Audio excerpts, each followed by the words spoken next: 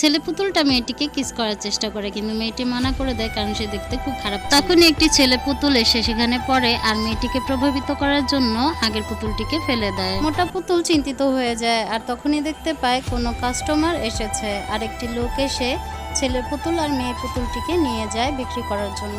মোটা পুতুলকে পিছনেই রেখে যায় আর সে রাগ হয়ে যায় আর চিন্তা করে এই ব্যাপারে কিছু করতেই হবে। সে অনেকগুলো পিন পার করে আসে, দেখতে পায় ক্রয় করা হচ্ছে তাদের, আর সে আর কোনো কিছু চিন্তা না করে হঠাৎ করে পাফার মাছওয়ালা ল্যাম্পের উপর লাফ দেয়। তারপর দেয়ালের সাথে বাড়ি খেয়ে নিচে পড়ে যায় বোকার মতো। তারপর অনেকগুলো চাকুর হাত থেকে বেঁচে ফিরে আসে আর দেখতে পায় মেয়েটি চায় সে তাকে বাঁচাও। একটি ড্রিঙ্কের ছাতা নিয়ে মেয়েটির দিকে উড়ে আসে আর একটি কিক দিয়ে ছেলেটিকে নিচে ফেলে দেয়। আর একজন বসের মতো নিজের জায়গায় এসে দাঁড়িয়ে পড়ে আর কাস্টমারও তাদেরকে নেওয়ার জন্য হাতে তুলে নেয়। তাদের একটি জায়গায় রাখা হয় আর ছেলেটি আবারও মেয়েটিকে কিস করার চেষ্টা করে, কিন্তু তখনই তার ঘুম ভেঙে যায়। আসলে সে এতক্ষণ স্বপ্নে ছিল।